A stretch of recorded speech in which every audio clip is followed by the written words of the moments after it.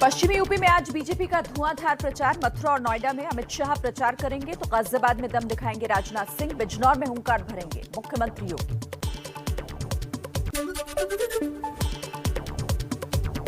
BJP अध्यक्ष JP Nadda का आज यूपी दौरा। शाहजहांपुर में पार्टी कार्यकर्ताओं और पार्टी पदाधिकारियों के साथ बैठक, देंगे जीत का मंत्र। यूपी चुनाव के लिए बीजेपी आज अपने उम्मीदवारों की नई लिस्ट जारी कर सकती है। अब तक 203 उम्मीदवारों की घोषणा हो चुकी है।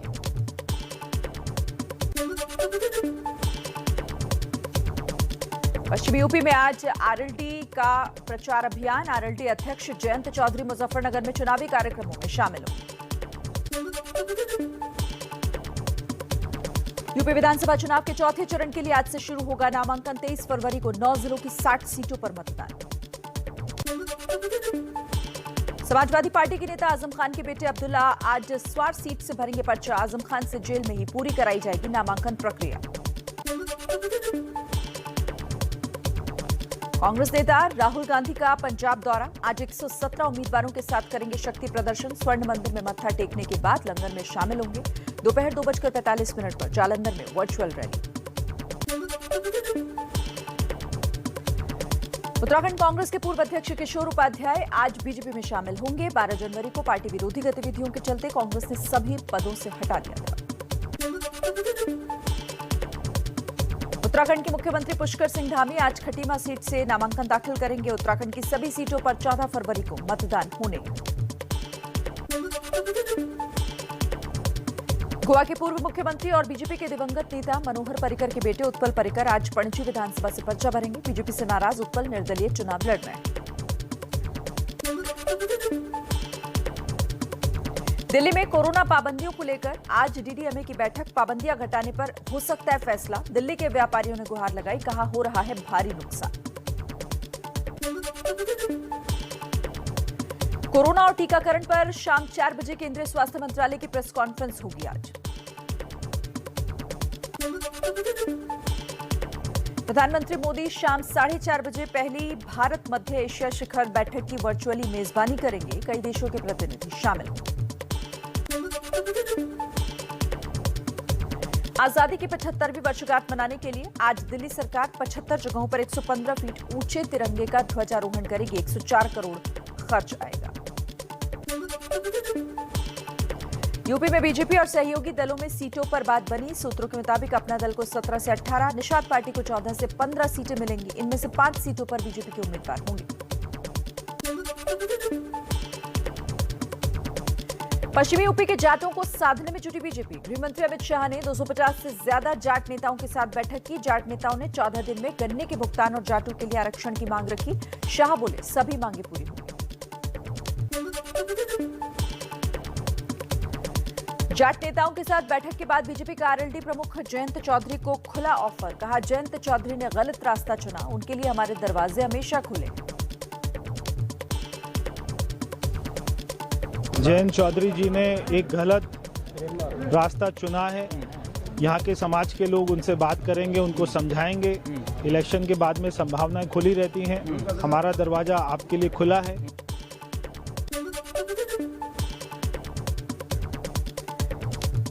बीजेपी के ऑफर को जयंत चौधरी ने ठुकराया। कहा न्योता मुझे नहीं, किसान आंदोलन के शहीदों के परिवारों को दो।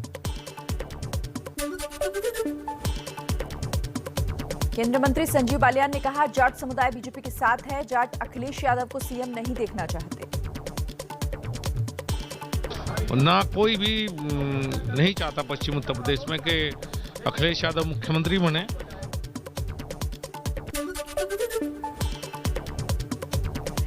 एबीपी न्यूज के मंच पर यूपी के गन्ना मंत्री सुरेश राणा और राकेश टिकैत में गन्ना किसानों पर हुई भिड़ंत। सूत्रों के मुताबिक अमित शाह ने गन्ना किसानों के भुगतान का वादा पिछले साल गन्ना डाला था, उसका इनको भुगतान हो गया क्या? बस एक ही क्वेश्चन है मेरा। अरे सुनिश्चित राकेश भाई, सुनिश्चित।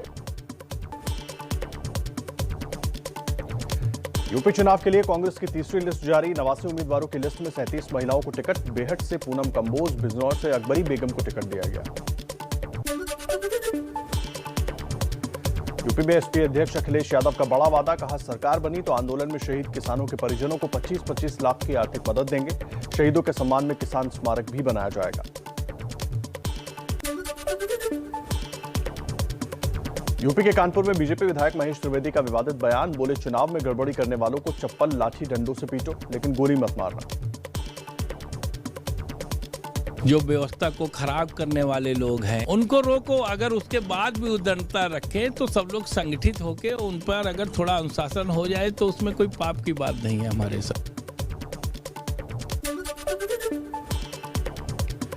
यूपी के बुलंदशहर में भी बीजेपी विधायक को भी जनता के विरोध का सामना करना पड़ा। विधायक और मौजूदा उम्मीदवार देवेंद्र लोधी के खिलाफ लोगों ने नारे लगाए। देवेंद्र सिंह लोधी मुर्दाबाद, देवेंद्र लोधी मुर्दाबाद, देवेंद्र लोधी मुर्दाबाद।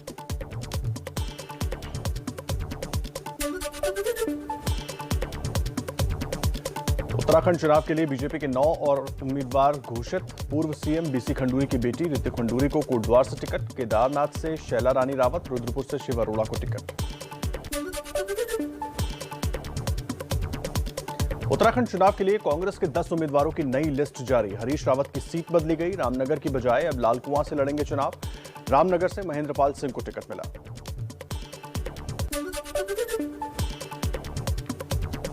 अकाली नेता और पूर्व मंत्री विक्रम मजीठिया सिद्धू के खिलाफ अमृतसर ईस्ट सीट से लड़ेंगे चुनाव। इसके अलावा मजीठा से भी चुनाव लड़ेंगे। ड्रग्स केस में मजीठिया और सिद्धू में चल रही है जुबानी जंग। विक्रम सिंह मजीठिया नवजोत सिंह सिद्धू के खिलाफ लड़ेंगे इलेक्शन, नवजोत सिंह सिद्धू का हंकार खत्म करने के लिए। अकाली दल ने पंजाब के अमृतसर ईस्ट से सिद्धू के खिलाफ विक्रम सिंह मजीठिया को मैदान में उतारा। आम आदमी पार्टी का तंज, सीएम चन्नी का एहसान उतार रहे हैं मजीठिया।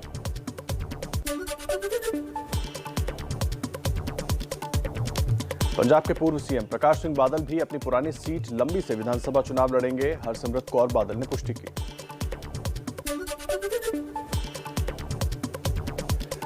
दिल्ली के सीएम अरविंद केजरीवाल का 28 से 30 जनवरी तक पंजाब दौरा। कई विधानसभा क्षेत्रों में करेंगे प्रचार।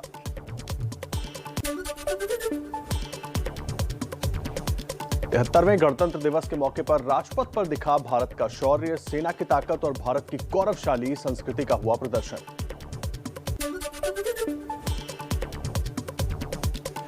परेड से पहले जम्मू कश्मीर पुलिस के एसआई बाबूराम को मरणोपरांत अशोक चक्र से सम्मानित किया गया। उनकी पत्नी और बेटे को राष्ट्रपति ने दिया पदक। श्रीनगर में आतंकियों से मुकाबले के दौरान शहीद हुए थे।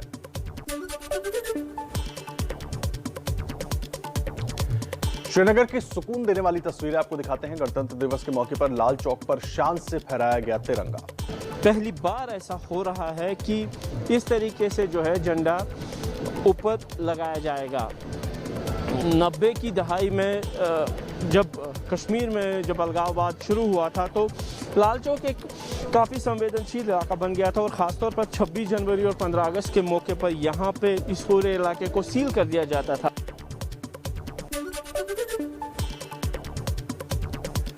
जम्मू कश्मीर में कुपवाड़ा के केरन सेक्टर में बर्फबारी के बीच मना गणतंत्र दिवस का जश्न। कड़ी ठंड में दिखा देश के जवानों का जोश हाई।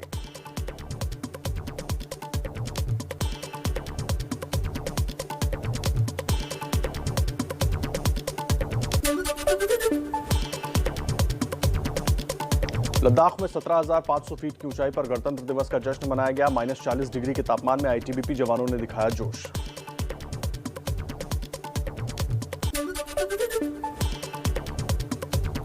वाघा अटारी बॉर्डर से आई अच्छी तस्वीरें। गणतंत्र दिवस पर दोनों ओर से जवानों के बीच मिठाई बांटी गई।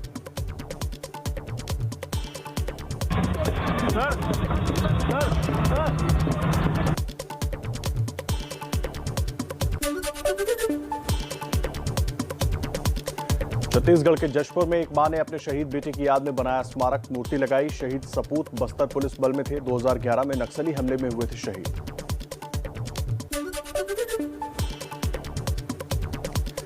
करीब 3 महीने बाद सार्वजनिक कार्यक्रम में शामिल हुए महाराष्ट्र के मुख्यमंत्री उद्धव ठाकरे। शिवाजी पार्क में राज्यपाल के ध्वजारोहण कार्यक्रम में दिखे। गणतंत्र दिवस के मौके पर मुंबई पुलिस ने महिलाओं को दी निर्भया पथक स्क्वाड की सौगात। सीएम उद्धव ठाकरे भी रहे मौजूद। रेलवे परीक्षा में धांधली के खिलाफ बिहार में छात्रों का प्रदर्शन हिंसक हुआ। गया जंक्शन पर छात्रों ने खड़ी ट्रेन में आग लगा दी।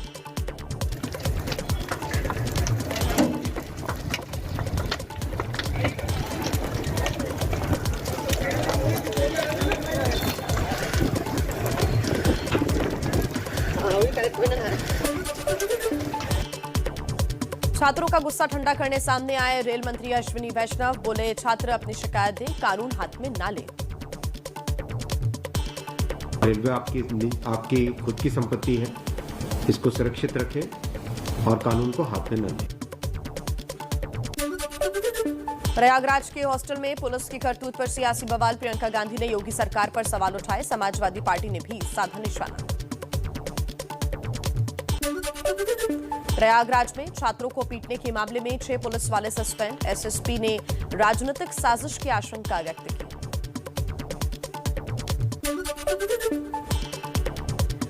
देश में मंगलवार के मुकाबले बुधवार को फिर ज्यादा कोरोना केस दर्ज हुए। एक दिन में 2,85,000 से ज्यादा लोग संक्रमित, 665 लोगों की जान गई।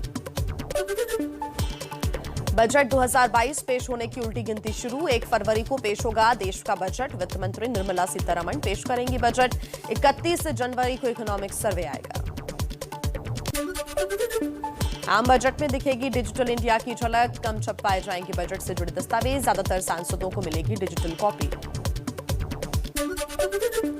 कोरोना की वजह से बजट सत्र के दौरान राज्यसभा की कार्यवाही सुबह 10 से दोपहर 3 बजे तक और लोकसभा की कार्यवाही शाम 4 बजे से रात 9 बजे तक चलेगी। बजट वाले दिन 1 फरवरी को सुबह से ही शुरू हो जाएगी कार्यवाही।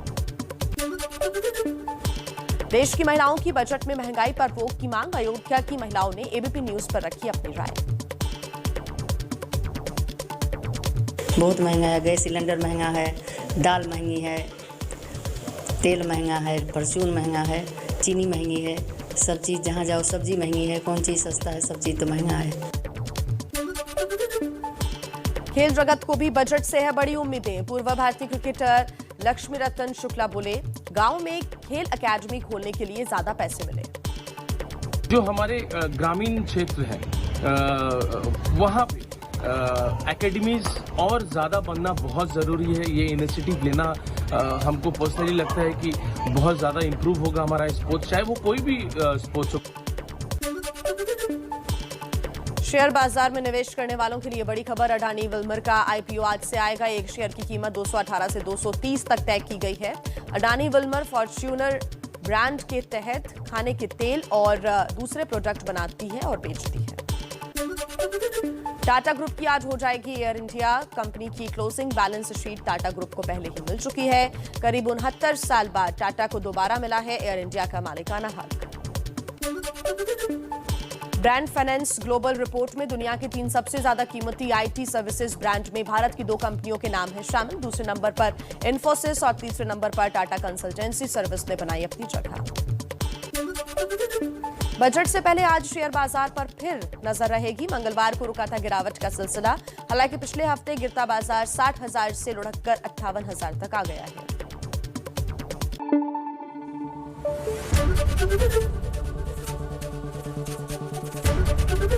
एबीपी न्यूज आपको रखे आगे।